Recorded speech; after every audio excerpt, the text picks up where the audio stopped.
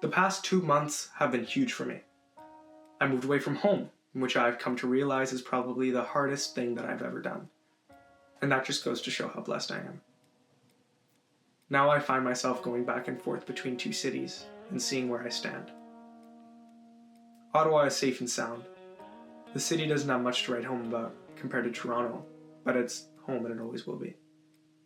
My foundation is there. Every inch of the east side is familiar, from downtown to the country, the friends and community that have been built around me, the homes that I grew up in. The thing about Ottawa is that it's a government town through and through. If you're staying there, it's to work in politics, law, medicine, or something else of the sort. From a pretty young age, I knew that I wanted to make movies. I also knew that it was almost inevitable that I would have to leave this city over it. I wouldn't be gone for good, though. Every chance I get, I come back home. My stories come from there. They come from my friends and my family. But Ottawa is by no means colorless, and Toronto is not the only city with views. While visiting home, I find myself noticing more.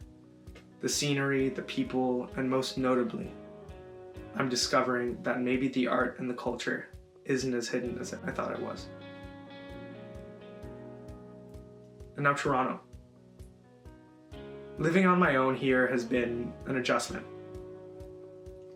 I grew up really close with my family, so learning to come home to just myself has been a difficult thing.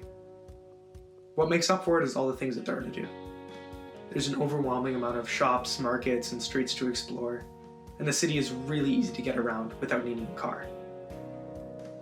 One thing that I find is a stark contrast between Ottawa and Toronto is how the two cities present themselves. At the expense of the culture, Ottawa tries to remain squeaky clean. From the expansive suburbia to the lacking downtown area, it doesn't seem like the city wants you to know that there's much more under the surface. This facade is ultimately futile, and it's made clear by the largely unsupported homelessness population that fills the streets. Toronto, on the other hand, feels like an open book. From the homelessness to the litter and the crime, everything you need to know is laid clearly out in front of you, unashamed. In spite of this, or more accurately because of this, there can be found a culture built upon art and expression. Everywhere you step, there's music and murals decorating and serenading the alleyways and sidewalks. Toronto has been kind to me, and so have the people I've met here.